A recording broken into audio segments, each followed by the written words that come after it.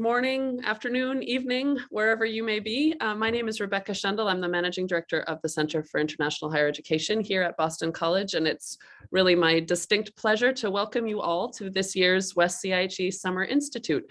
As you can see from the chat, it's an amazing diversity of people who are joining us today. We did a count last night and we have over 15 countries represented, and that's just in terms of where you're coming in from.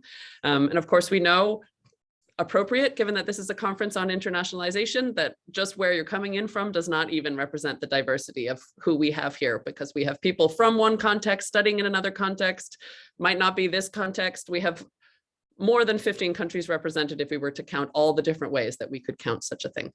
And it's really great to see you all. For those of you who maybe this is the first time you know anything about the Summer Institute, I think it's worth saying that this is, I think, the 6th time that we've run this event. In the beginning, when we first founded this, we very much had the intention that this would be an in-person conference, and it was the first few years that we ran it. Through some generous funding from World Education Services, which I'll go into in a little more detail in a few minutes. Those first few years, we were able to bring graduate students and other career researchers to Boston College for a 3-day event. But the reality was that even though it was generous funding and it was wonderful for those who received it, it was not enough to cover a full airfare from certain parts of the world. So we knew that although it was wonderful that we were all together and we could do the sort of socializing and networking aspect of a conference that is sometimes maybe harder to recreate in the virtual sphere, that it was essentially, it had to be a slightly elite exercise in terms of who was able to come and to attend. And given that the focus of this event has always been on innovation, but also inclusion in internationalization, there is a certain irony to that fact that we knew we were not that inclusive the first few years that we started this. Of course, 2020 came along and we had to cancel the event entirely. I know many of you joining us today were planning to come to Boston College that spring, so you're very aware that we had to cancel that event. And last year, when we started again to think about the WES Summer Institute, we thought we had every intention to go back to in-person. And of course, if you remember back to last winter, we were very much still before any sort of vaccination anywhere in the world. It was seeming very far from possible to get an international conference together. So we made the decision to run this for the first time in a virtual format last spring. And we were actually delighted by how it went, largely because of this inclusivity aspect. Exactly what I was talking about a few minutes ago. Last year as well, we had over 15 countries represented. We had, along with just those geographic contexts represented, we had a real diversity of viewpoints and perspectives, more so, frankly, than we'd been able to have in the years prior. So we know now that the virtual aspect of this is a hugely important piece of this event. And although I will admit that we hoped this year we would be shifting into hybrid, where we would have some in-person and some online participants, we were not able to for public health reasons. As we were planning this year's event, it was the height of the Omicron surge, and it didn't seem wise to run the event, especially because we typically house you all on campus in our dormitories with shared bathrooms and all kinds of other things that didn't seem like we were yet at the moment where it made sense to do that. And I would say, as we see yet another surge raging across Boston, we made the right decision for this spring. However, in the future, we do hope that we will have people in person, but we will always keep this virtual aspect because we've found it's really a wonderful way to open up this event.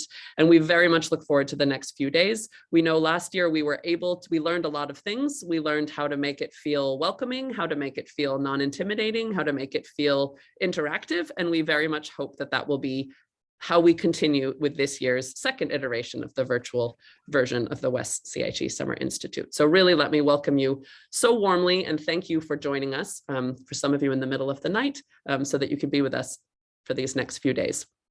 What I want to do over the next couple of minutes is give a little introduction to what this event is, why it was set up, who are the sort of cast of characters who are involved with the event, also to look ahead to the program over the next couple of days so that you know what to expect or what kinds of different sessions there will be and how they differ from one another.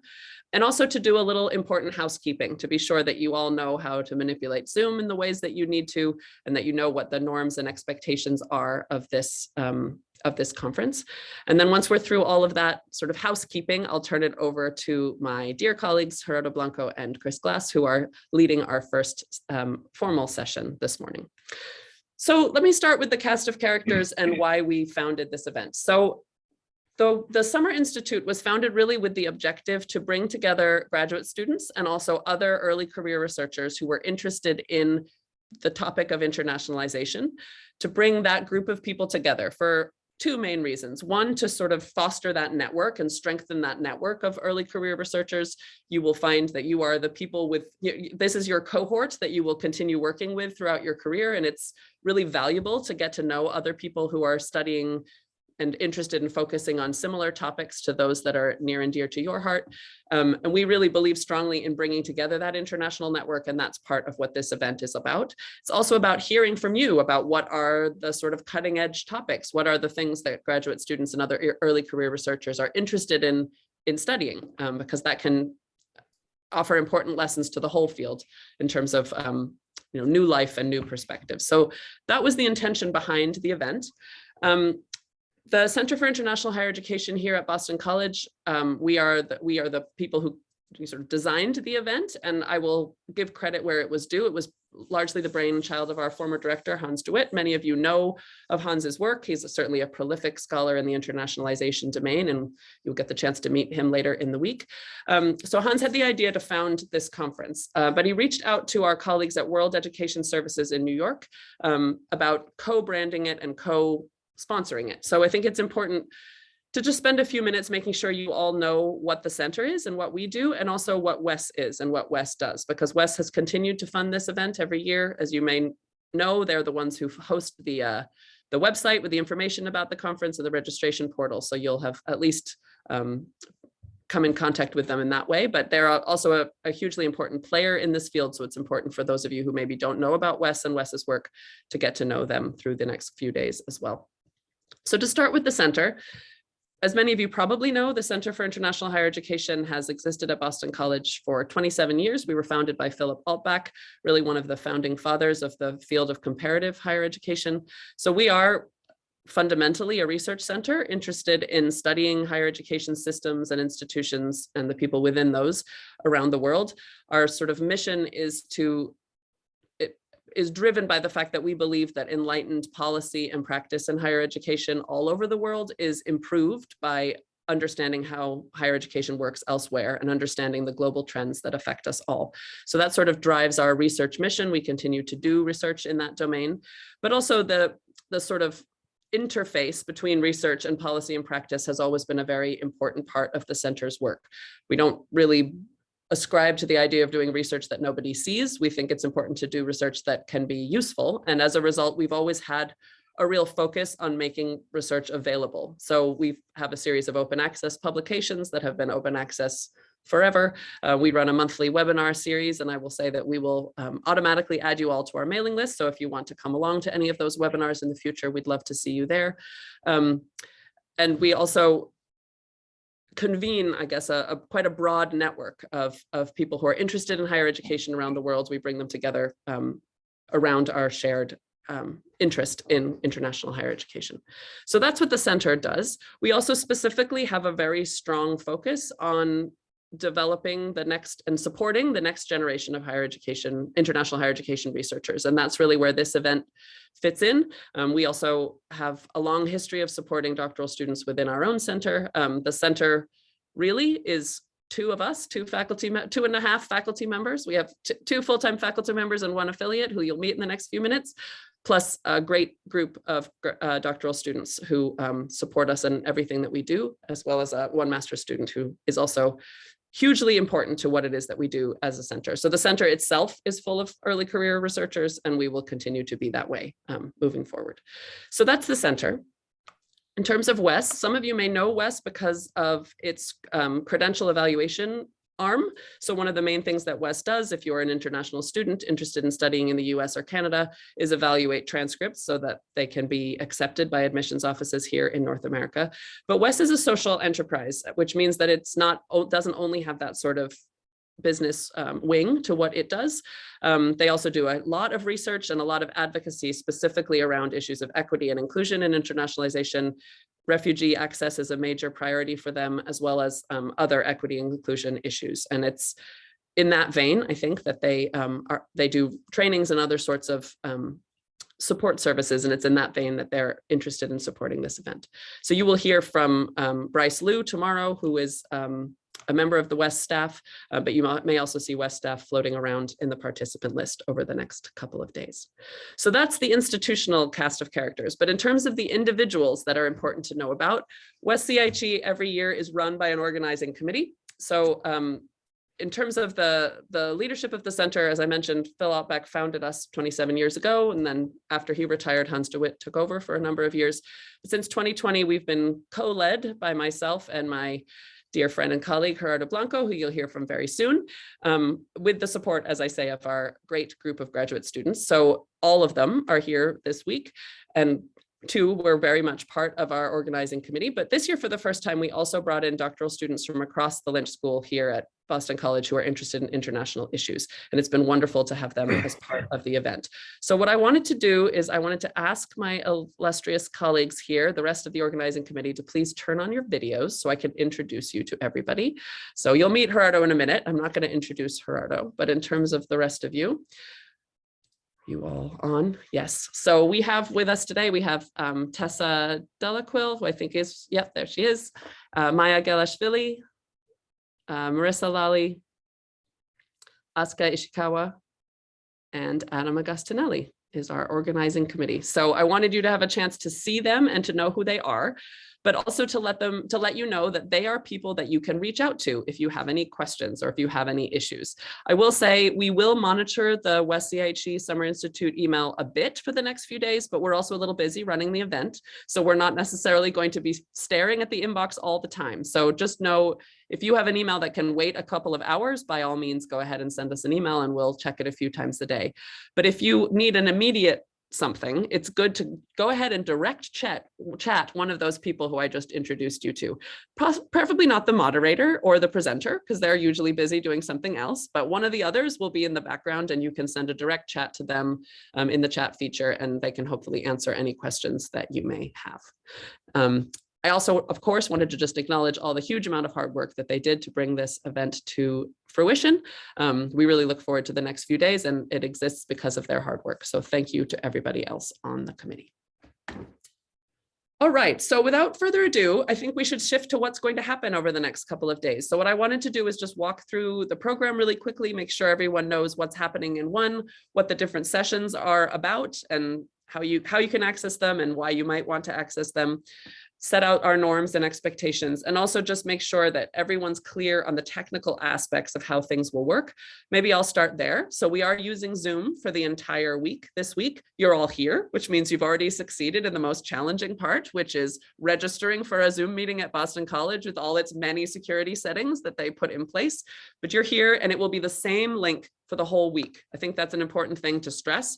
The link you used this morning will continue to be the link you use. So don't panic about trying to find a different link for each session. You don't need to do that. What we'll do is we will resend that link every morning Boston time. So every day you should have a new email. So it's up near the top of your inbox so you can easily access it and join it. As you all noticed, we don't necessarily run everything back to back. We've learned definitely that online events work better if you can take breaks. Plus, of course, we have people from all different time zones joining us. So for today, for example, you'll notice we have quite a few hours together, but then there's quite a long break. When that happens, we will close the meeting, but then we'll open it up again at the time for the next session. So it's just about clicking back on the link each time you want to join. You typically do need to be logged into Zoom in order to access it. So if you have any trouble, that's usually the first thing to check. Make sure that you are logged into your Zoom account and then you've clicked on the link.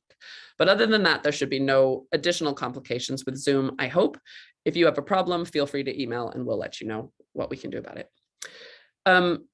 In terms of other housekeeping, what we ask generally is that you keep your videos off during the presentation parts, just because that makes it easier to keep track of who's speaking. You can also use the view if you're not so familiar with Zoom. If you go to the top right-hand corner, there's a view button. If you make sure that you click on speaker, then you should only be seeing me, for example, right now, or whoever the speaker might be. If you go to gallery, you can see everybody's faces, which of course is lovely for other reasons, but if you're trying to focus on one speaker, you may find the speaker view to be best. We've also enabled live transcription. So if your internet connection's not great and you're having trouble hearing, or if English is not your first language and you're having trouble understanding people who speak quickly like me, if you go ahead and click on live transcript, you should have the option to enable the subtitles, which will just bring up what we're saying in written form so that you can follow that. That feature does not work in the breakout rooms, but in these main sessions, you should always be able to use that. I will also say we're recording all the main sessions and we'll make them available at the end of the conference on our YouTube channel. But we do, and this is skipping ahead to a norm and an expectation, but it's an important thing to say. We are hoping you will join every single session that you can within reasonable time zone limits. Of course, we're not expecting you to log on at 3 a.m. where you are, but if you're awake and able to join, we would expect you to join. Because that is what keeps the session alive, is if we have the same people coming to all the sessions and participating. That's how we can draw some links across sessions. That's how we can keep it interactive. If it's more than just the presenters who are presenting to themselves, we want them to be presenting to all of you. And also, just as a means of courtesy, in the end, we decided to restrict attendance at this event to people who went ahead and put in a paper proposal. So, out of respect to those who we weren't able to include this week, we hope that you will attend as much as you are humanly able to attend. I think that's it for the logistics. Just to say, we are using the chat feature. As I say, you can directly chat if you have any questions, but also once sessions are started, if you have questions for the presenters, you can go ahead and put those in the chat. We will then call on you at the end to ask your questions in live time. But if you put them in the chat, then we know that you have a question. So once we get to that section, we can go ahead and call on you to turn your video on and to speak your question. The one place that we'll do things a little differently is in the breakout rooms, and we'll get to that when I go through the program. But once we actually split into rooms, we do ask that you just keep your video on, because that will be a much smaller group. It's nicer to be able to see who's in the room, and then you can go ahead and just raise your hand and ask a question. There's no particular need to use the chat feature in those smaller rooms. But we do find in the big session, when we have a lot of people, we have 40 with us today right now, that it's just easier to ask your question in chat, and then we can be sure that we get to it. And of course, do mute yourself all the time. We know that some of you are by a busy street, or you have children in your apartment, or whatever it may be, and it's just easier to focus if we don't have too much background noise. So thanks in advance for your consideration on that. Okay, what I would like to do now is just quickly run through the agenda for the next couple of days. Let me just pull up my screen here for a second. Does that look okay to everybody? So you may want to swap displays, Rebecca. Mm-hmm. There we go. There you go. Funny, it's the opposite from the holding slide. One never knows with Zoom. Okay, you all have the program, and there's no changes really to the timings of the program. There's one change, one swap of presenters. But what I really wanted to do with this today was make sure you understood what the different kinds of sessions are all about. So we really have three main kinds of sessions at the Summer Institute. We have what we're calling expert panels, where we have people coming to speak about a particular topic. Maybe that's the most traditional format, I guess. We have faculty members coming to talk about a particular topic. Generally speaking, those sessions will have about a half an hour to hear from them, and then about a half an hour of questions and answers. And we really stress that the questions and answers is the most important part of this. This is the amazing part of WES, is that you have a chance to interact with one another, but also to interact with the experts who have come to speak with all of you. They're looking forward to hearing from you and to engaging with you. So we hope that you will feel free to ask questions, and that you will do so throughout the week, because that's how we get a really good discussion and dialogue going. So we have 5 of those expert panels over the next couple of days. We also have the early career researcher sessions, which is more like, if you were ever to go to a traditional conference, it's more like the sort of parallel session concept. So in those sessions, the way we will run them is we will have all 6 presenters do a quick fire presentation, which basically means they'll talk for 2 minutes just to let you know what their paper is about. We'll do that in the main room, so everyone has a chance to hear from all 6 of those presenters very briefly what their paper is about. Then we will divide you into breakout rooms, and you have a choice as to which room you choose to go to. You can go to the room with the papers that seem the most interesting to you. In the breakout rooms, we'll hear the full papers. So in those breakout rooms, presenters will have a chance to speak for a full 10 minutes on their full presentation, and there'll be time for questions and answers with the individual presenters. So we have 23 in the end papers represented in those 4 panels over the next couple of days. And then the last kind of session, which is a little bit unusual, is what we've called the Making the Most Out of Your Doctorate sessions. We have one of those tomorrow and one on Friday. What those are panels of recent graduates of doctoral programs from around the world who have come along to share their advice. So those are very informal panels. There's no slides or formal presentations in that sense. We've asked them to come along and answer a series of questions that we've prepared for them, but we also want those to be very interactive sessions for you to come along and ask questions of people who have finished their doctoral degrees about how they felt they made the most out of their doctoral experience, tips and advice they might have for you, especially for those of you who are still in graduate school and could benefit from those. Those are not strictly speaking required, but we hope that you'll take advantage of them. We know that last year they were some of the most sort of interactive, dynamic spaces in the conference. So just to run over the agenda. So for today, at least today here in Boston, we have our opening expert panel starting in a few minutes. This is the panel swap on the program that I sent around to all of you. Hans was going to present today and he has a personal clash, but actually it means that we end up having Gerardo and Chris, who are our colleagues here at CIHE, and it makes a lot of sense in a way for them to do the opening panel. So we're excited to hear from them. Their focus is going to be on internationalization as a global field. At the end of that session, we'll just take a quick break. We'll leave the link open actually, but you can go ahead and turn your video off, go get a drink of water, whatever you need to do, come back about half an hour later for our first early career researcher session featuring 6 papers. Then we'll have a long break, a break until tonight, Boston time, tomorrow morning for some of you, for our second expert panel, which will be Gerardo again, but with Shanton Chang from the University of Melbourne in Australia. And they're going to be talking about innovative methods in internationalization research. That does it for today. Tomorrow morning, we'll start a little earlier than today. So at 8:30 Eastern time, Boston time, with our third expert panel, which I'm very excited about. That one is focused on practitioner-oriented research. So we're hearing from 4 people who do not have academic positions. They have more sort of professional positions, but who bring in their research experience to those positions. So they're all people who did doctorates themselves and bring in the skills that they gained from that research training into their practitioner lives. So we have Bryce Liu from WES, Nick Gozik from Elon University, Fernanda Leal, who is in Brazil, and Takahito Kamata at Sophia in Japan. We then have an hour-and-a-half break before our next expert panel, which this one Hans will be joining with Elizabeth Buckner, looking at publishing in international higher education before our second early career researcher session. Another hour-and-a-half so break before our first Making the Most of Your Doctorate session, and then another 2.5-hour break before our third early career researcher session.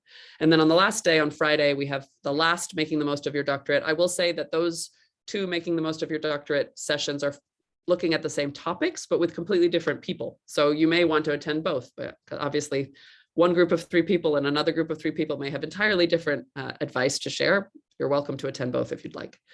Then there's just a quick break after that before our last expert panel, which will feature Miguel Antonio Lim and Juliet Flandana, both colleagues based in the UK currently, although neither from the UK originally. They're looking at perspectives on internationalization from the global south before our final early career researcher session. And then we'll have a closing discussion at 2 o'clock Boston time on Friday. We really hope you all make it to the end, come to that session. That last one is a very interactive one where we hope to bring together everything that we've learned over the next 3 days. So that is the plan in terms of the agenda. In terms of norms and expectations, I've said a few of these. Please attend everything. Please participate. The Summer Institute is what you make of it. Sort of like I sometimes say when I'm teaching, it's like a gym membership. You can purchase the gym membership, but nothing's going to happen unless you actually go use the equipment. It's similar to this. We're glad you're here. We're delighted you're here, but you'll get the most out of the next few days if you actively engage with it. So we want to hear from you. Do pay attention to the technical norms in the different sessions, making sure you're clear on videos on, off, muting, ask questions if you have questions.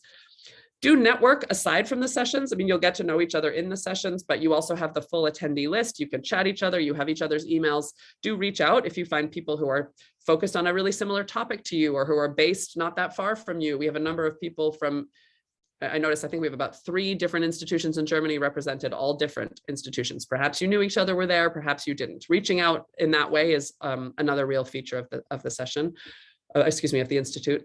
Of course, we hope you will treat one another with courtesy and with respect throughout the session and reach out if you have any questions, or if you need any help, we're all here to help you to navigate this, this conference, what's the word I'm looking for? Institute over the next couple of weeks. Or no, not weeks, 3 days. I need to turn it over to my colleagues and stop talking. That's what needs to happen now. So without further ado, I'm very happy to turn over the floor to Gerardo Blanco and Chris Glass, both colleagues of mine here at Boston College and in the center. I don't think I'm going to introduce you much more than that, except to turn over the floor. Gerardo, are you kicking us off? Chris will be kicking us off. All right, Chris, the floor is yours.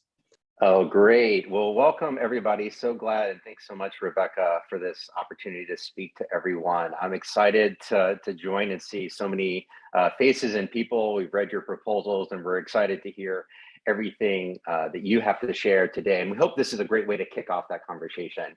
And I wanted to share a few thoughts related to internationalization as a global field. I'll be sharing some things historically that are designed, my subtitle was Provoking and Exploring Alternative Futures for Internationalization, and then Gerardo will build on that after I offer this kind of opening remarks. But what I would say is, the field of internationalization has been evolving for a really long time, especially over the last 20 years. We can see the really definition of the field began in 2000. And this is well documented in a wonderful piece in the Journal for Studies in International Education that outlines these different eras. In the next 10 years, it was really about the management, thinking about student needs and support services, then moving on to a transnational and cross-border context. And now we're talking more about virtual mobility, even before the beginning of the pandemic. We've moved from just internationalization abroad to internationalization at home, and now we think about internationalization as at a distance. And this is a really broad, evolving field, but it's not so much historically I'd like us to think about today with some opening remarks. I'd like us to think about what's driving the changes. And I want to explore some meta trends that were happening well before the pandemic and that will continue well beyond the pandemic. And to do that, I'm going to draw on some recent research that I've published in the journal Higher Education, as well as Higher Education Quarterly, some research that we've done with Jenny Lee about US power internationalization, a new book that I have coming out on digital internationalization, the UNESCO report on the futures of education, and then my role as editor of the Journal of International Students. I'll be drawing on different conversations I'm involved with and providing these opening remarks. But what I would say is we're really experiencing some major shifts in internationalization. These were happening well before the pandemic, and they'll continue well after. The pandemic put a bright spotlight on the dramatic shifts that are underway. And while it is significant, it is not the sole inflection point that are driving the large-scale shifts that we're seeing within internationalization. At least that'll be my argument today. Internationalization, we think about it historically, really rode the waves of an extended 20 to 30-year period of hyper-globalization that began with some neo-liberal market policies that began in the 1980s and then accelerated in the 2000s. The central role of internationalization in many institutions in the United States and G7 countries was deeply intertwined with the global and political interest of those countries, and used internationalization often to advance the interests of those countries through soft power, through a mix of economic, social, and political rationales that were so well outlined by Jane Knight in the early 2000s. But now I would say we together are entering a period of deglobalization. This has been happening for about 5 years likely, and at least even if it's not deglobalization, we're at least finding globalization to be interrupted or stalled out, which really makes us reconsider if internationalization is a response to globalization. How is internationalization going to be changing? So not only is the world being characterized by deglobalization economically, internationalization itself is becoming more multipolar, which I think is full of potential. Multipolarity just means the distribution of power is shifting. Now more nation states are exerting more equal amounts of power in the international field. This is particularly salient given the amount of power that the United States and European countries have traditionally exerted within internationalization, as we've cataloged in our book, US Power in International Higher Education. I've also documented this dramatic shift in a paper that I recently published by Higher Education, where we look at how networks have shifted over a 20-year period. In 2000, 2 out of 3 institutions in the world rankings were traditional destinations. This is just a handful of a few destinations. Now, emerging destinations are among about 1 in 2 institutions on the world rankings table. Emerging hubs and planned hubs are about 1 in 4 institutions. So we see some potential shifts in internationalization. But in addition to that, we now see through this as well, there used to be just a few powers at the center of internationalization: the United States, Europe, Canada, European countries and Canada. Now we see about 25 different countries exerting power in a much more multipolar network. There are the traditional east-west, north-south axes that we see that have been prevalent for decades, but there are also possibilities for things to come. Yet we also exist in a time where there is increased marketization. Marketization is a global phenomenon. Competition has now been introduced into our world of internationalization, and what's been previously public governed through the desire for a public good are now increasingly driven by market forces, which put the economic rationales front and center, particularly in the last 10 years. I document this in the Higher Education Quarterly article, where I write about failure is not an option, based on 40 interviews with senior international officers that talk about how economic rationales are beginning to drive the internationalization efforts at their institutions worldwide. But internationalization is a multi-billion-dollar industry, and this has significantly skewed rationales that are driving it. And we have to begin to think about what that means for internationalization going forward. In a positive note, potentially, internationalization is increasingly fueled by increased access to broadband internet, which enables conferences like this, and mobile technologies that are transforming internationalization at home and adding a new type of internationalization at a distance. But the world is also experiencing securitization and the fragmentation of the internet, what scholars call the splinter net, and what's been previously called cyber balkanization. Countries are passing internet sovereignty laws, and if you don't believe me, Google government internet shutdowns to see how widespread this phenomena has become. Internet shutdowns by government are proliferating at a truly not alarming pace. India's government shut down the internet more than any other, 109 times in 2020 alone. And data shows that these shutdowns are happening around things that we would be concerned about as those who care about internationalization, often around times of elections, times of political and civil unrest, racial protest, and leading to claims become a tactic to suppress dissent. We have to think about what it means for internationalization to look like in this era of the backsliding of democratic governance and the rise of political leaders who want to use identity-driven populist sentiments to increase their power, which often run counter to the aims of internationalization. We also are seeing a greater focus around internationalization around the United Nations Sustainable Development Goals, which I see as a very promising sign. Over the years, there have always been calls for a new social contract for education, but I would argue today that we are in a different era. We face a new era where the planet is in peril. Now education is not just for the future of the world, it's essential for our future of our survival on the planet, our ability to exist on the planet. Now, I think there's hope. There's decarbonization and the greening of economies are underway, and there's a new generation of students who appear to be willing to be committed to take climate action. But there's also the celebration of the return to normal, the return to the same norms of international travel and traditional study abroad programs. And we're going to have to wrestle with these so that we can create a future that is about abundance and not scarcity. The internet also will look dramatically different 10 years from today, I would argue for you.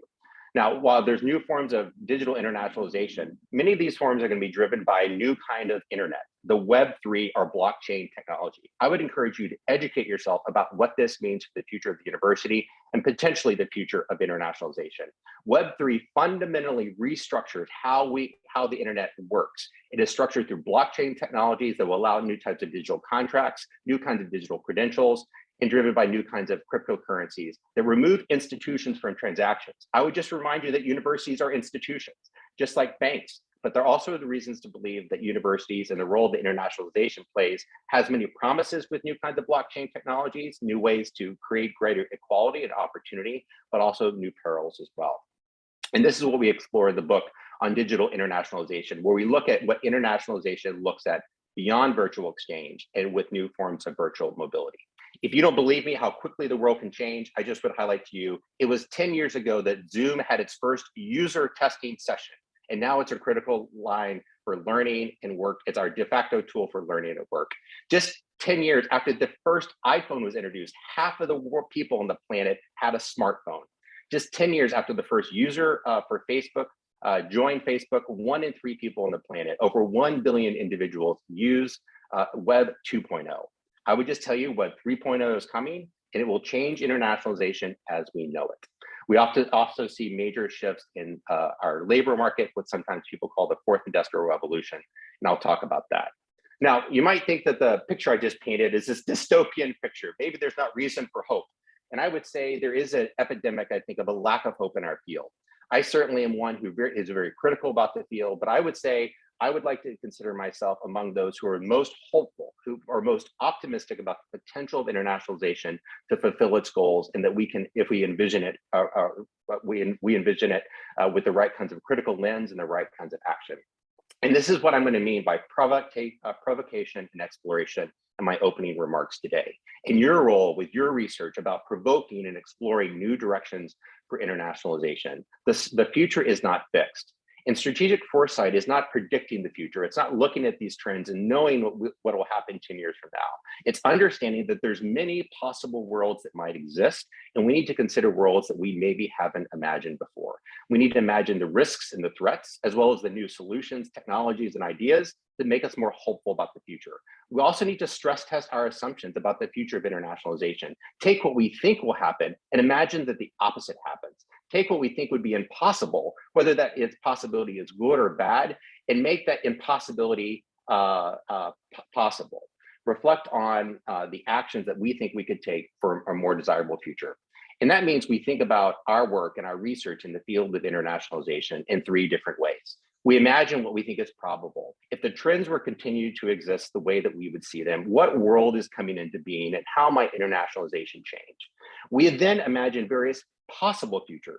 That is, we begin to take what we think is normative and talk to other people and realize there's many different possibilities, and we consider things that we considered previously unimaginable. We challenge our own assumptions so we can imagine a future that we're not able to imagine without some critical thinking. And then we think about the preferred future. What is the future that we hope to create through our research and work in internationalization? So take the trends that I talked about: deglobalization, multipolarity, marketization, digitization, sustainability, and the 4th industrial revolution.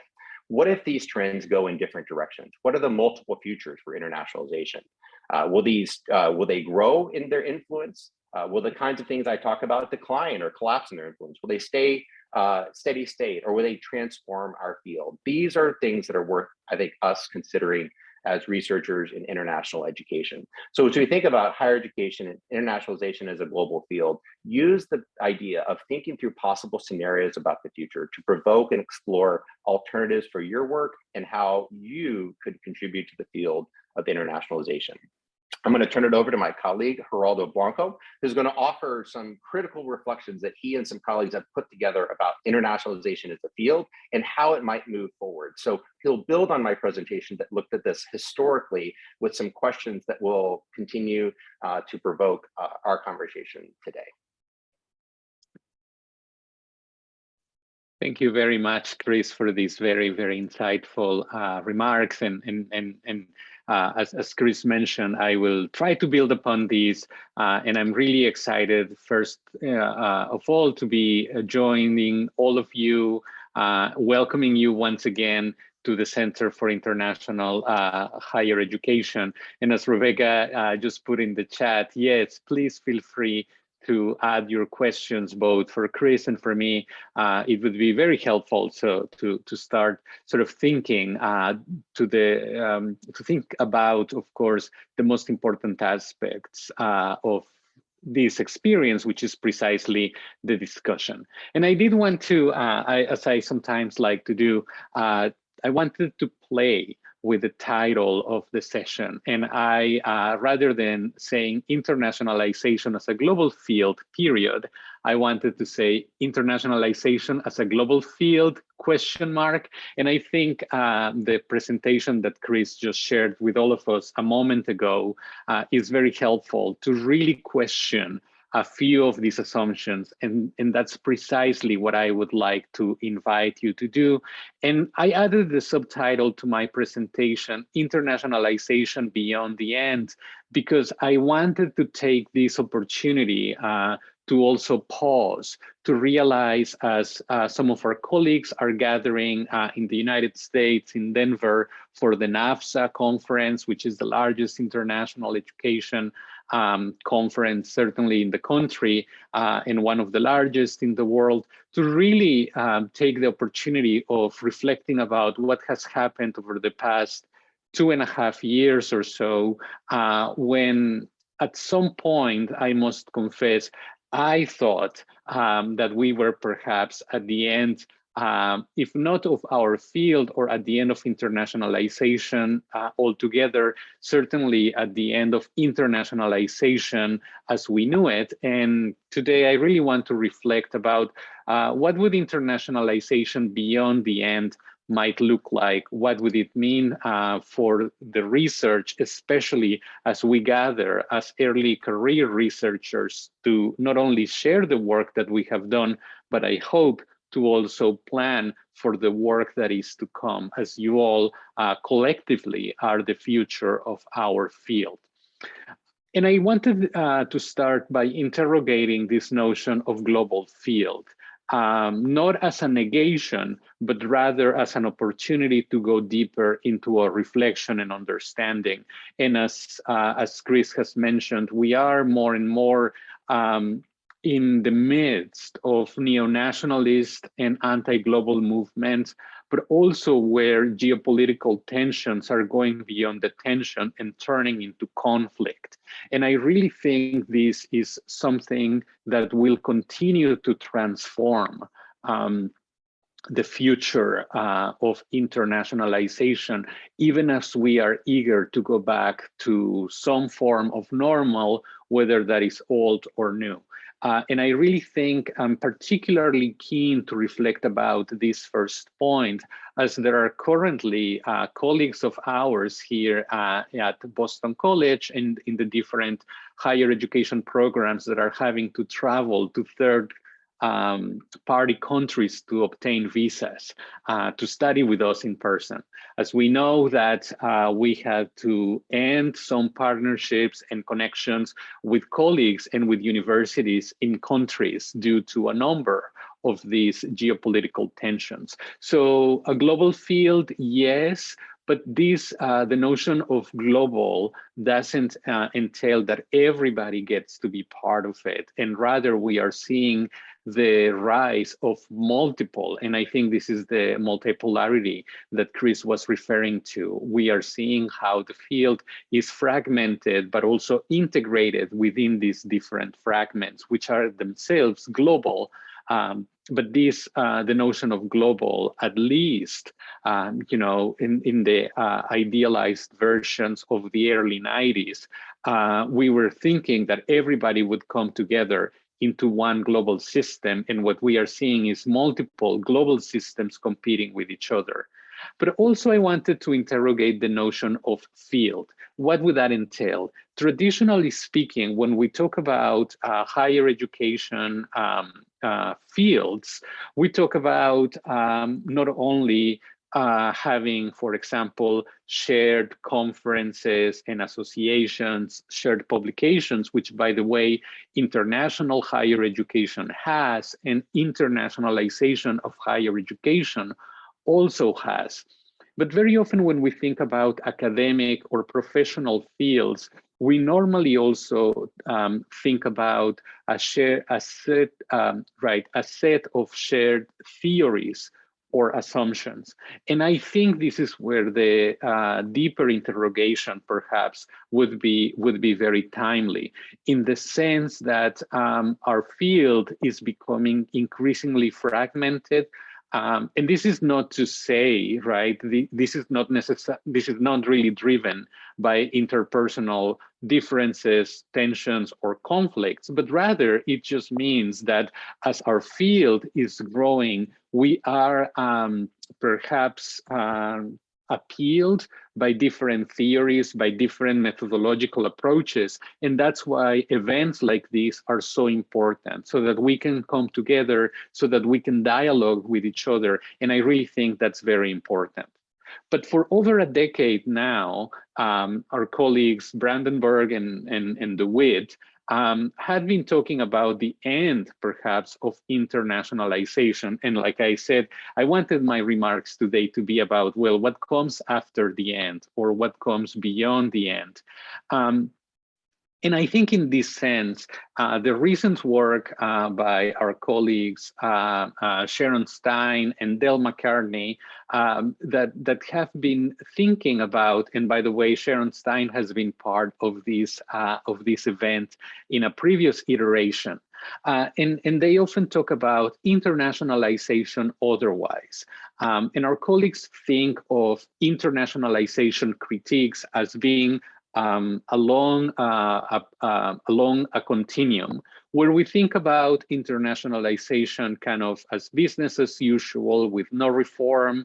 We could have a minor reform, we can have a major reform, or as internationalization otherwise would suggest, we go deeper and deconstruct the very assumptions that have generated this entire set of activities, professional and academic inquiry, and so on and so forth. So in thinking about this, I decided to take inspiration from a project that I was part of in the midst of the pandemic. That word sounds strange now because we don't know if we are still in the midst, in the beginning, or maybe close to the end of the pandemic.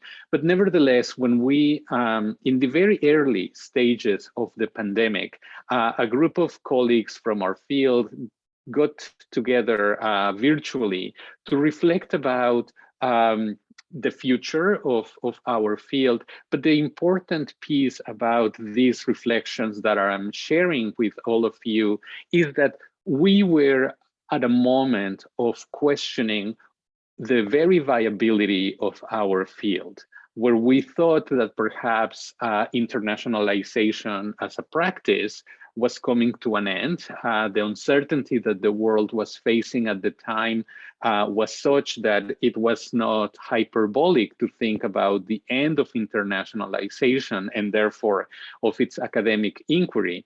And these were some of the things that I would not like us to lose. Now that we are in many corners of our profession, kind of rushing back to that old normal, or perhaps a new normal, but with old assumptions. And one of those, I was really struck by the work of our colleague Jack Lee, who invited us to think about the moral imperative of confronting xenophobia against Chinese and other Asian students and populations, but also to think about how institutional racism against Black people and the destructive notions of parochial national identity continue to be part of higher education. And as professionals and academics of internationalization, we are not outside of these realities. And whether we are thinking, by the way, of the US context or some other contexts, right? Let's, for example, think about or look back at the instances of how African students were treated in China during the very early months of the pandemic, as well as non-European students who were being evacuated from Ukraine most recently. So we really need to think about how does our field contend with these global inequities.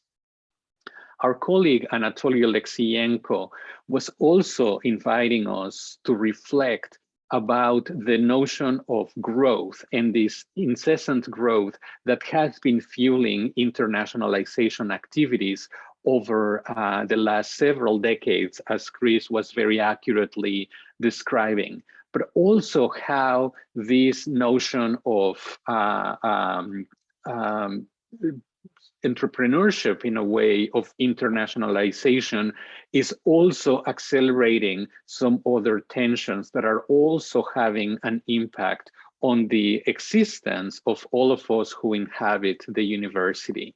And my very own reflections, along with my colleague, Amy Scott Metcalf, were really inviting us to think about embodied notions of knowing, right? To understand, to be reminded that internationalization is something that happens not only at the national level through policies, through decision making, but ultimately this is about people. This is about the encounter, the ability to be together, and the inability to be together as well, of presence and absence, and how all of these are aspects of the human experience. And it's very, very important that we do not lose sight of that human dimension, of how the decisions that we document and the policies that we analyze ultimately have an impact on people. And as we thought of this international higher education in what we describe as the global studies of the university, that we think about it along the lines of what Chris was describing as this desired and desirable future. And we come about to this point in which we think in reverse, that it's not that we think the university, but rather it is the university that thinks itself through us, becoming international with us and as us. And we really find this moment of suspending this presumed agency to be also a space of creativity, of being generative for new ways of thinking about the future of the global university. So what would all of this entail? Recognizing, of course, that inequities are built into the models that we have assumed to be the norm and to be taken for granted. We also are very curious about the role of technology-assisted internationalization in promoting innovation and inclusion. We also want to make sense of this notion that may be residual, but very, very true, of globalization as a source of health risk and safety risk. And I think this is very important because in the early stages of the pandemic, we thought of that the very movement, that mobility was not only dangerous, but the source of danger. And what do we make, how do we build internationalization when that reality, that bell cannot be unrung? It's still part of our social and cultural reality. And finally, what does it mean to promote internationalization, to make sense of internationalization as regionalization is being forced as a strategy due to existing geopolitical tensions? I have the full references to some of the work that I'm sharing with all of you today, but also this is an opportunity to engage, and I would like to now open it up for questions. I think, Rebecca, maybe you'll want to jump in once again to facilitate. Thank you again, everybody. Thank you so much, Gerardo and Chris, for a truly thought-provoking kickoff to the week. I think it let us continue as we started, because that's what we hope this whole enterprise will be for the next few days. I'm not seeing many questions in the chat, so I will pose one, but I'm only going to pose one. This is for all of you. So I'm hoping the rest of you will think of what questions you have. I'm sure someone has a question from all of that provocative and really critical, nuance-filled understanding of internationalization and what challenges we have ahead of us. The question I will ask is, we have the next generation with us this week. So how can this next generation help us to address some of these challenges? I think both of you were talking about internationalization as possibly the promise that, the potential that we need in order to combat the global challenges that we have and to combat rising nationalism, et cetera. But also there's no doubt that internationalization is rife with challenges and can sometimes fuel some of those same problems. So what can the next generation do differently that perhaps we need them to do? So I'll let either one of you take that first. Probably would go first. Go ahead, Chris. Okay. So yeah, I think this is a great question. And I'm going to appeal to the way that Noah Silv, who is a lawyer at University of Chicago, helped direct the UNESCO Futures of Education. One is, I think it's understanding that future is plural. meaning that there's many possible futures, and so what you do will influence that. It's kind of a different recognition as well. But I also think and this is where I think Gerardo will speak a lot to this, is I think it requires reimagining a university and what research looks like for that futures, and that really begins with some self-work that has been led by organizations like the Critical Internationalization Studies Network to understand our roles and responsibilities and the ways that we're enmeshed in these processes that we're researching. What I would say, and perhaps Gerardo will probably be able to speak to that quite well, but I would say I also think it makes us rethink how we do research and who we do research with.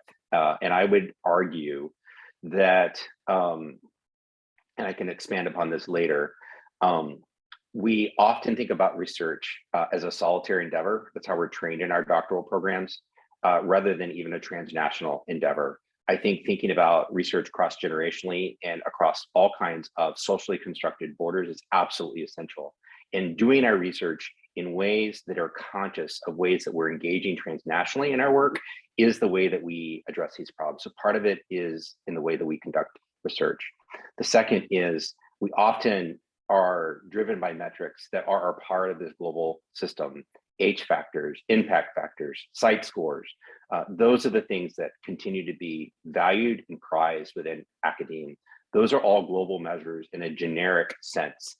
There's not necessarily a direct impact on our local context or society if we were all striving after these kinds of quantified, global, socially constructed measures. The only way I think research will change that is relevant to our social context is if researchers begin to imagine a different world, see a different world, and then be in that world and conduct research in a way that really matters contextually. I've done a lot of work with this through my work with the Star Scholars Network. We just had a group go through some training related to this, and the testimonials were powerful. Understanding the way scholarship can impact their teaching that impacts a local context, the ways that their scholarship and their work with community partners can make a difference in a region or country. It doesn't mean we don't do global work. It doesn't mean that we completely ignore these measures, but we have to begin to reconceptualize the kinds of given knowns that we've inherited in how we conduct research, doing that transnationally in who we work with, and thinking about bringing up new generations of researchers as partners with us, but even how we do research and the products of research that we create. Research is like an ecosystem. A publication is just one part of that ecosystem. There are many other ways in which that research can multiply its effects through new kinds of technologies that now are in tools in your hand to use to make sure that your research has the impact. The impact factor doesn't mean research has had impact based on just the field of researchers who are citing that work. Your research can have impact in ways that really will matter for the world if we begin to think much more broadly about what impact means, and not just these inherited, quantified, globalized, and generic kind of metrics that that I'm sure you've been introduced to in your work and you're very familiar with. So, thanks, Chris. Gerardo, do you want to come in also? Absolutely. I'll first associate myself to this very insightful point that Chris has shared. I think secondly, I would add that a number of things. First of all, it's very important that, and I think I alluded to some of these in my remarks about sort of these, what does an embodied what does embodied inquiry would mean for our field? I think it's very important that we bravely lean into our personal experiences and that we bring what we very often leave behind into the center of our inquiries. For example, as a qualitative researcher, I have a lot of practice writing positionality statements, but I think it's very important that we go beyond that, because in a way that positionality statement has become a bit normative and to a great extent performative. And I really think it's important that we lean into our experiences, that we talk about, as I said, bravely, about the aspects of our identities that we often leave out of our publications. We don't often talk about our personal struggles, right? But I think in a way, this is one of the lessons that the pandemic is offering us, that we see more of our human struggles, that we are able to be much more authentic. And one of the things that I see in this new generation, as I have my screen on gallery view, so I can see your pictures, we have a much more diverse set of researchers than the previous generation had. That in itself is a wealth of possibilities and of creativity, but only if we are willing to engage with that diversity, with what makes us unique, and that we are able to write in ways that are much more personal, much more risky, I would say.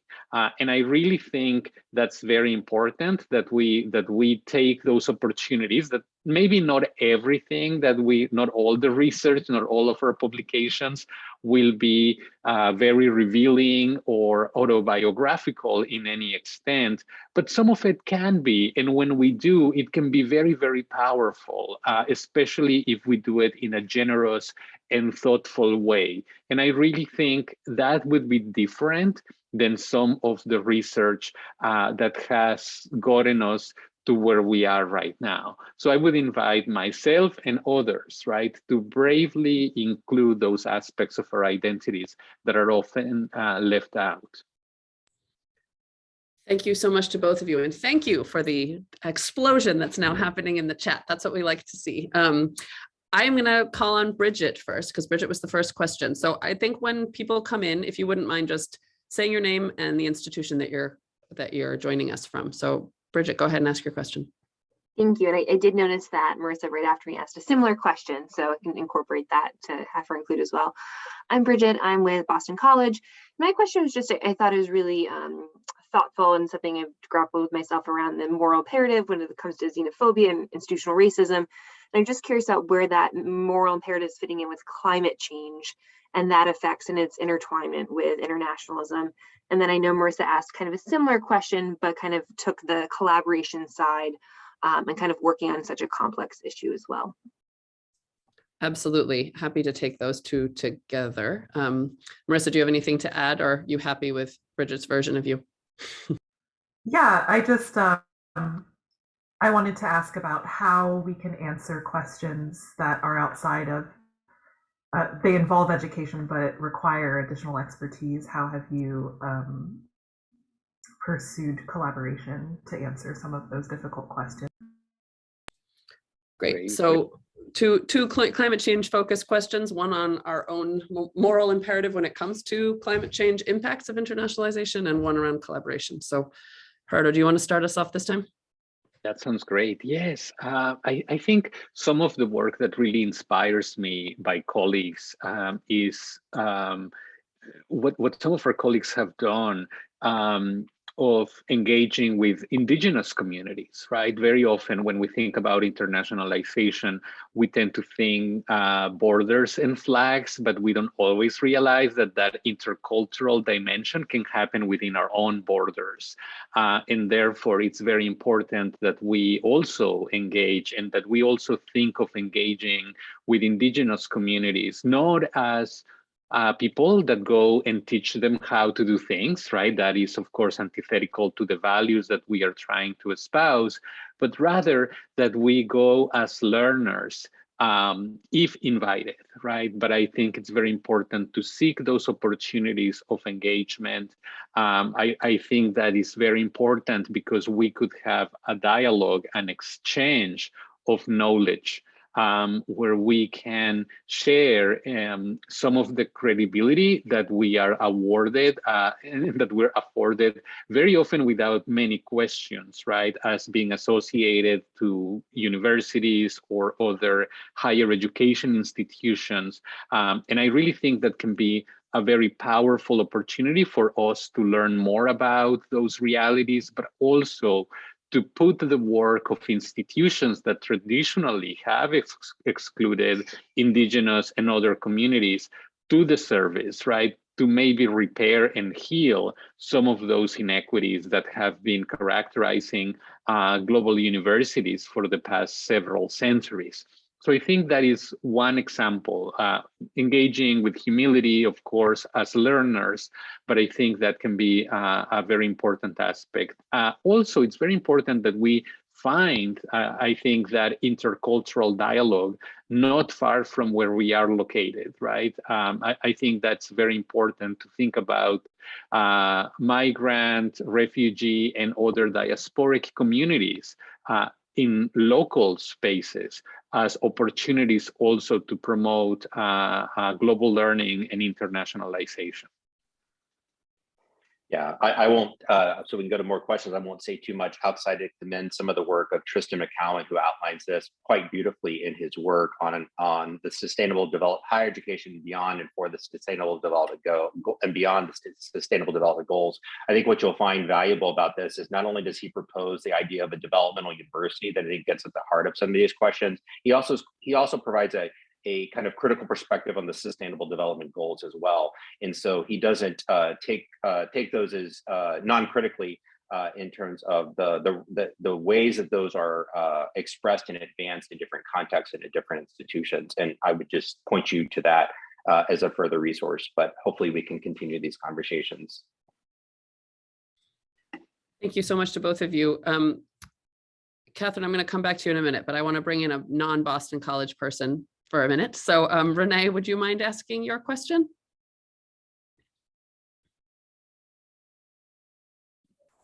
Sure. Hello, and good morning, good afternoon, good evening to everybody. Towards the beginning of your talk, Dr. Blanco, you mentioned multiple global systems that are competing with one another in the new multipolarity. And I'd kind of like to hear a little bit more about where you're seeing that and what that looks like from your perspective. Thank you very much, Renee, for your question, and it's nice to have you with us. I think one of the, I'll speak as I encourage you all from personal experience. One of the most transformational experiences in my career has been the opportunity to be a learner, but also to be a faculty member on a visiting capacity in different parts of the world. One of these places has been China. I had the great privilege to be a visiting faculty member at Shanxi Normal University for 3 summers in a row up until 2019. And I now look back at that experience and I think it's probably going to be unlikely in the future, right, for that opportunity to be as readily available to academics like me going forward, not only because of the effects of the pandemic, but perhaps most importantly, by what appears to be a realigning of systems. I definitely see that, and we are getting new information about these.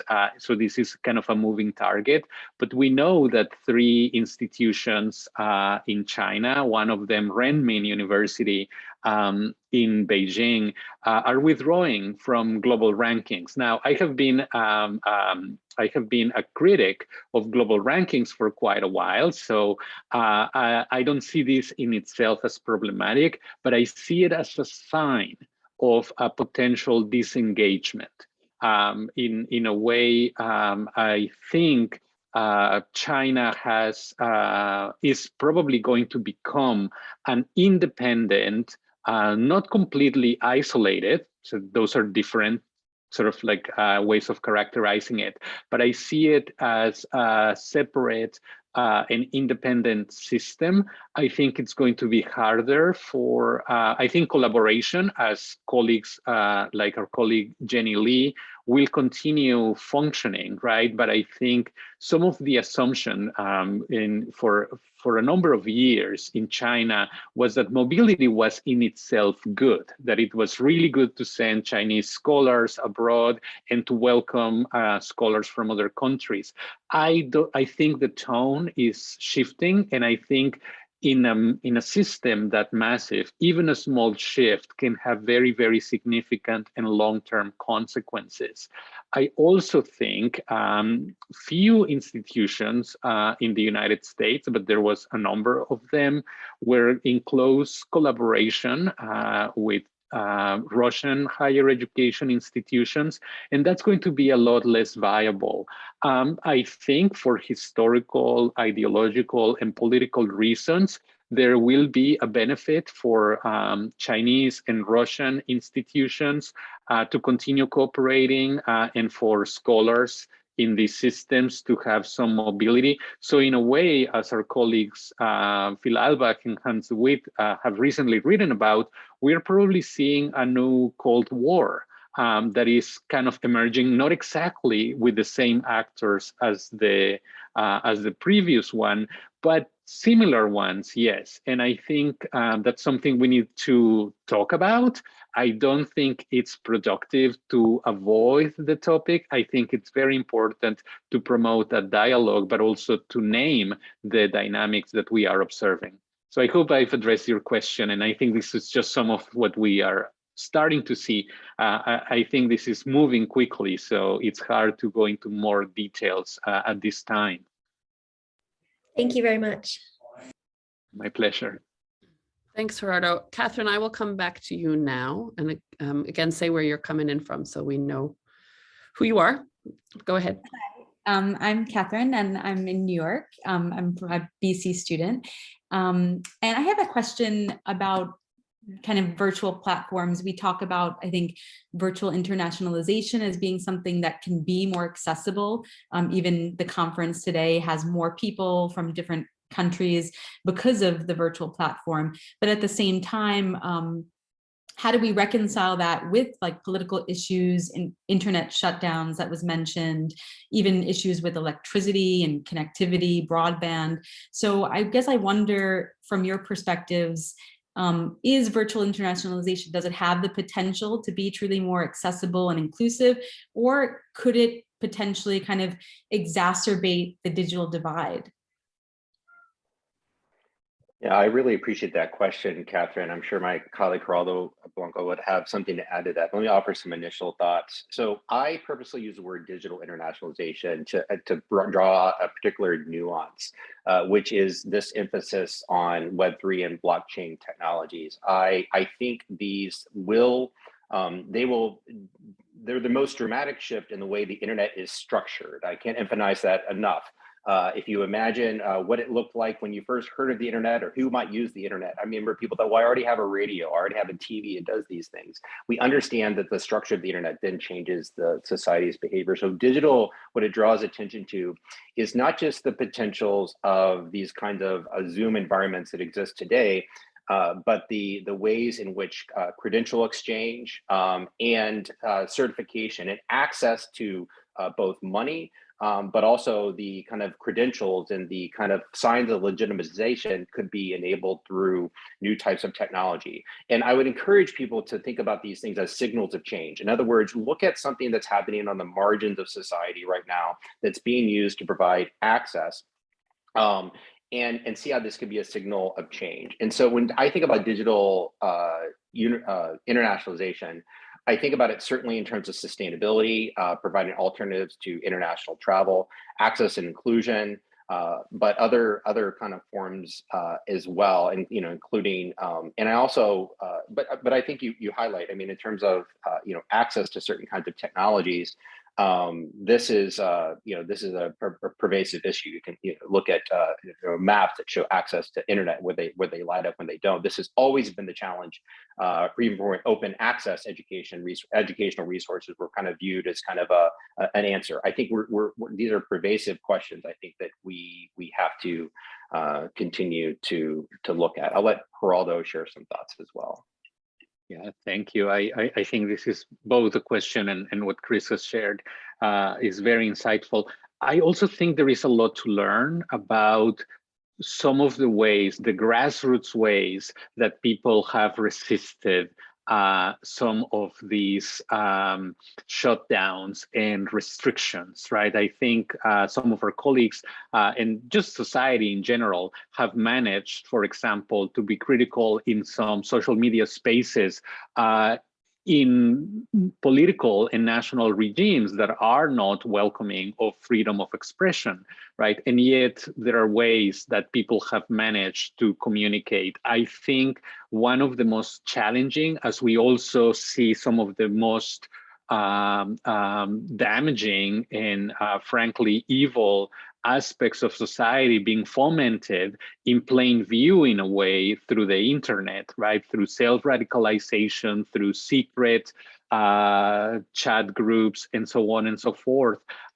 I think, if nothing else, that signals, right, to just how things can't be controlled very often when we think about these digital spaces.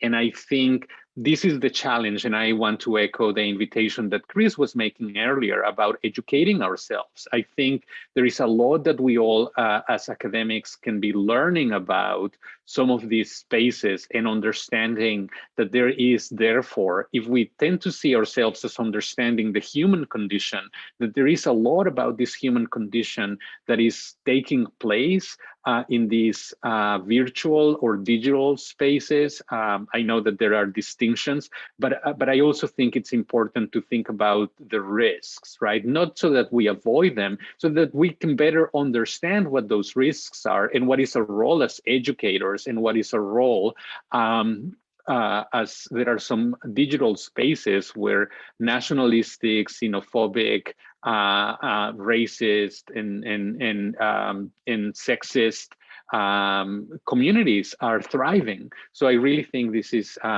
part of the challenge that we have in front of us. Yeah, if I can add real quick, because this goes with Alska's question as well. There's some questions about intercultural understanding.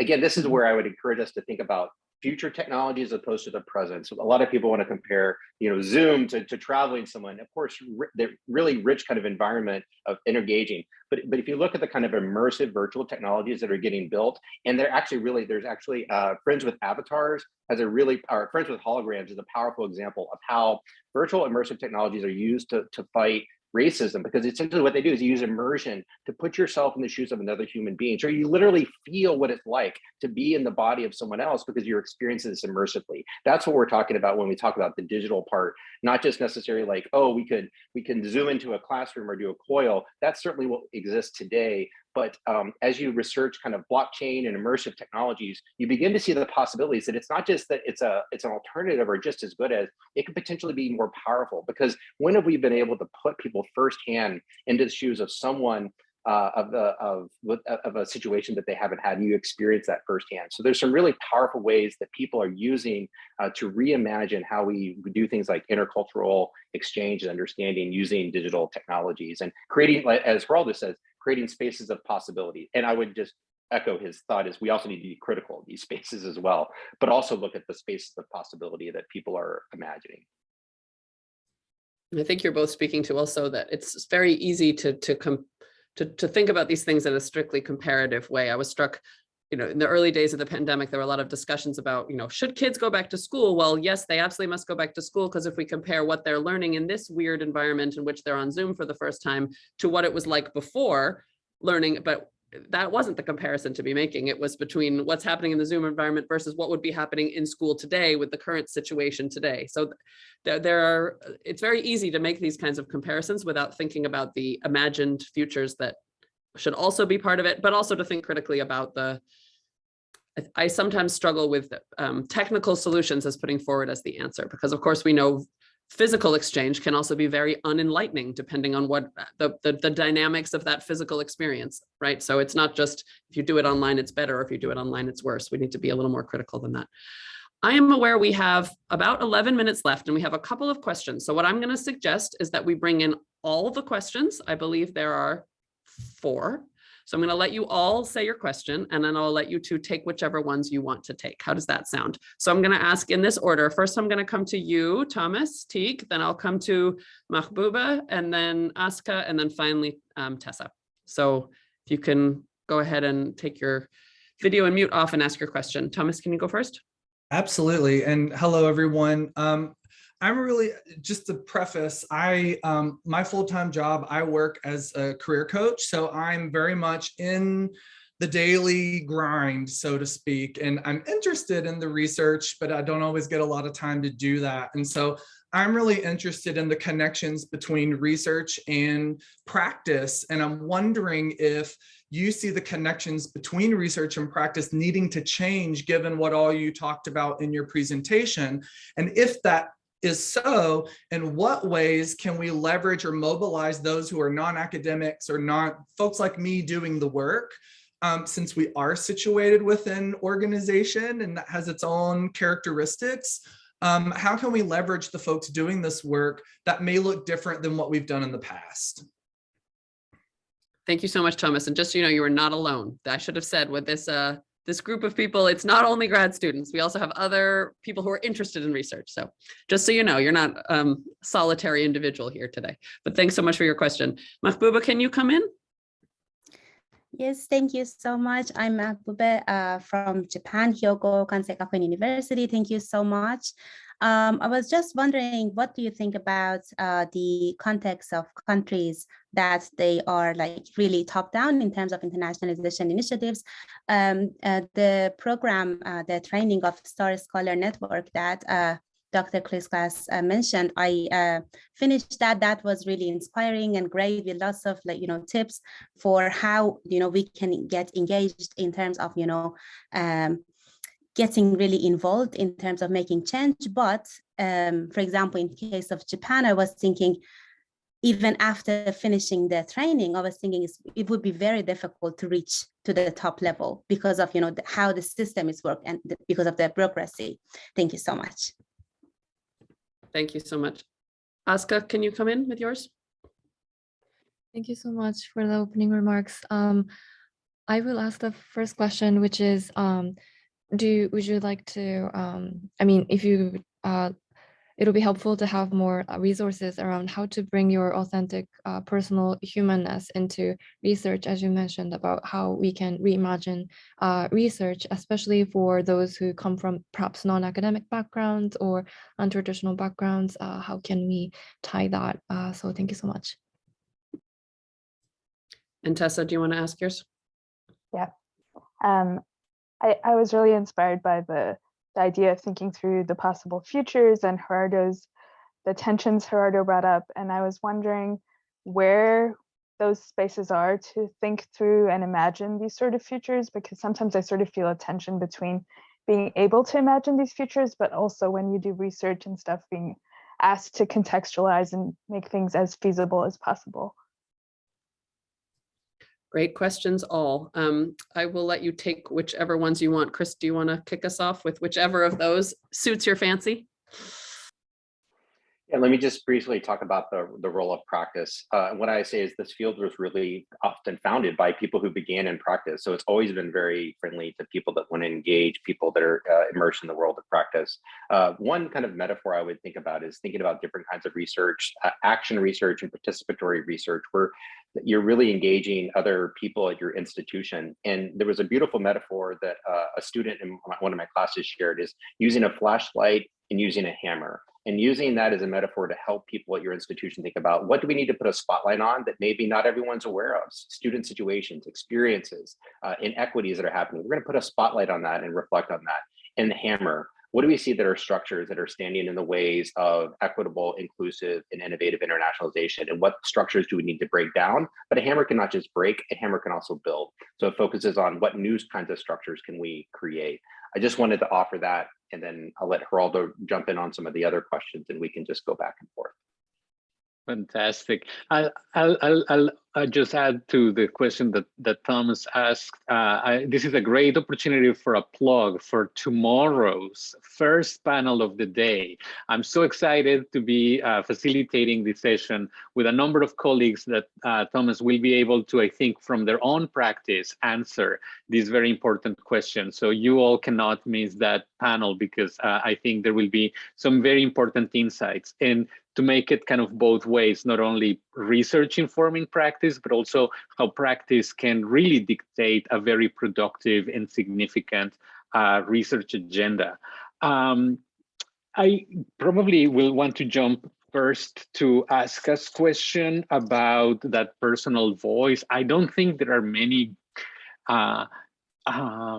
examples, right? And if there were, I mean, there are good examples, but it's not very good trying to emulate. I think what is very helpful is to lean on a community that is affirming and encourages, right? To think about to think about research that may look differently. And then maybe that research will need to be published in other spaces. I'm always excited to learn about special issues and things, right, that are a little different than the traditional cycle of publication, because sometimes some of that very personal writing or more reflective voice, when I've had the opportunity to do that, now that I think about it, it has happened in the context of some special issue or a book or something along those lines, where you can be much more intentional and controlling, right, for those elements. But it's not something easy to do, and it always requires a lot of courage. I don't know, Chris, if you have other thoughts about some of the other questions that were shared. Yeah, and then maybe tackle the questions that are related to spaces. One in the context of the question related to top-down leadership, and perhaps one about the future of internationalization. You know, I think the kind of change that we're talking about isn't change that happens at an institution or in a year or even just in a few years. It's generational change, and so it's the kind of the reason to join, you know, something that is a transnational community, because often it's disaffected individuals who come together because of that that kind of marginal space, that then be able to then change the institution from the outside. And so I don't know if I have anything outside of, I guess I'm not one who, it's really hard to change institutional cultures and national structures, but I think they don't change. But they can change generationally. I think you can look at literature that would suggest that as generations change. So having that longer time horizon, I think, is important. And quickly to test to the question about the futures, I actually think this space is needed. I think the question that you've asked is the space. I know, I mean, certainly there's the Centers for Futures in Higher Education and other centers that are doing this kind of work. But I think there's a lot more space in the field for this. We're not stuck in the present or stuck in the past. And so I think actually your question is I would take it as an invitation that hopefully you and others could organize to and the center, I think, is playing an important role in this respect. And Gerardo can maybe talk about that in creating some of these spaces as well. But I think they're much needed, and I think your question points at that. I agree. I also, Tessa, I think in your there was something in the way you asked the question, right? That also signals how, you know, reviewers and editors very often like to ask for very concrete connections to the current realities. And I think sometimes there is a bit of that, right? That imagining alternative futures is not always very encouraged. Very often we are reactive to the current challenges, and we call that being practical, right? And we can be dismissive of theorizations and so on and so forth. I think part of this has to do with finding those networks, and spaces like this are very important. And that's why, you know, and I'm not trying to suggest that special issues of journals are the only solution, but it's one of those that has been accessible to me, because when you know somebody, right, when you get to know somebody, you know, like, oh, I can really trust Amy Metcalf. She's not going to think this is too weird. I'm actually going to write something with her, right? I really encourage, I cannot overstate the significance of networking and finding those colleagues that we can collaborate with and that will affirm our thinking, alternative as it may be, unusual as it may be, precisely that we'll value it because it is different than some of these more normative expectations. And it's always a dialogue, it's always a back and forth. And I think that also applies to the question that Mahbouba was also asking. I honestly have to say, in my lifetime, I have seen more change than I thought was possible in social spaces, within universities, in my own career, and so on. So I think that can't be the goal. As Chris said, institutions take a very long time to change, but sometimes they will surprise us. So so that's my, sometimes you need to be open to be surprised. Thank you so much, everybody. I'm so sorry, Sonia. I don't think we're going to have a chance to address the question you just put in the chat. Maybe there can be a chat response, but we will continue this dialogue. We are together for 3 days. I think we've done a really good job of beginning as we mean to go on. Thank you for starting with some really insightful reflections, Gerardo and Chris, but also some great participation from the audience, so to speak. So from our from all the rest of the participants, thank you for getting us going.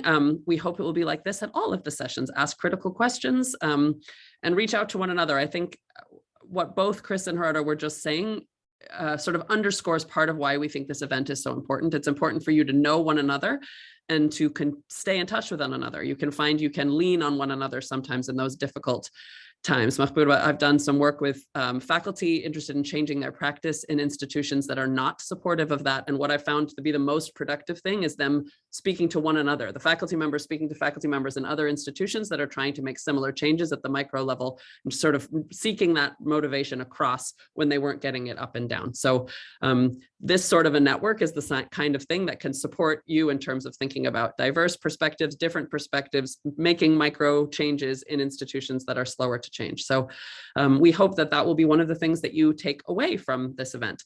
So we're going to take a pause right now